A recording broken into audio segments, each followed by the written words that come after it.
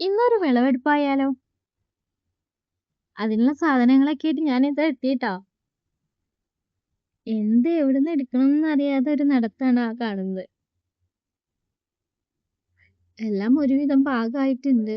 ഇനി കുറച്ച് തക്കാളി കൂടി സെറ്റ് ആവാനുള്ളൂ. അപ്പൊ ഇന്ന് വിളവെടുക്കാൻ പോകുന്നത് നമ്മുടെ വഴുതനക്കുട്ടന്മാരെയാണ്.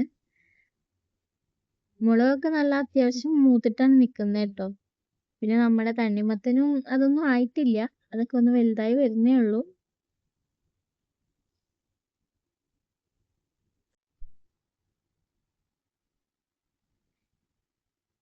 കൺഫ്യൂഷൻ വെച്ച് നടക്കുന്നത് വേറെ ഒന്നുമല്ല ട്ടോ.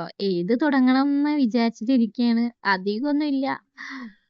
കൂടുതലും വഴുതനങ്ങ തന്നെയാണ്. അപ്പൊ ഒരു ഉപ്പേരിക്കുള്ളത് എന്തായാലും കിട്ടും, ഉറപ്പാണ്. അപ്പൊ അത് കാരണം കൊണ്ട് എന്തായാലും മൂത്ത് പോകണ്ടല്ലോ എന്ന് കരുതിയിട്ട് ഞാന് അങ്ങ് വെട്ടിയതാണേ. അപ്പൊ എനിക്ക് തോന്നിയ ഒരു വീഡിയോ ആക്കാന്ന്.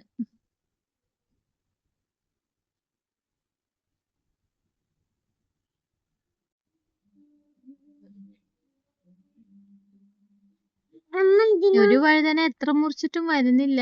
അത് വഴുതനങ്ങയുടെ പ്രശ്നമല്ല ട്ടോ, എന്റെ കത്രികയുടെ പ്രശ്നമാണ്.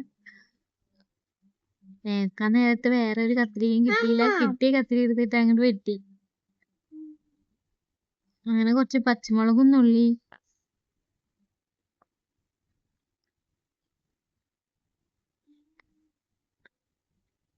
ഒക്കെ ഒരുവിധം ആയി വരുന്നുണ്ട്.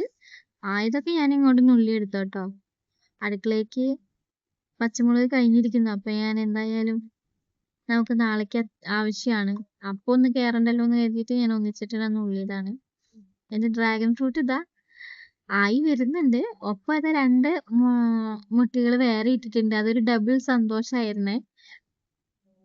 അങ്ങനെ ഇതൊക്കെയാണ് ഇന്നത്തെ വിളവെടുപ്പ്. അധികമൊന്നുമില്ല, കുറച്ച് വെണ്ട, 2-3 വെണ്ട ഉണ്ടായിരുന്നു.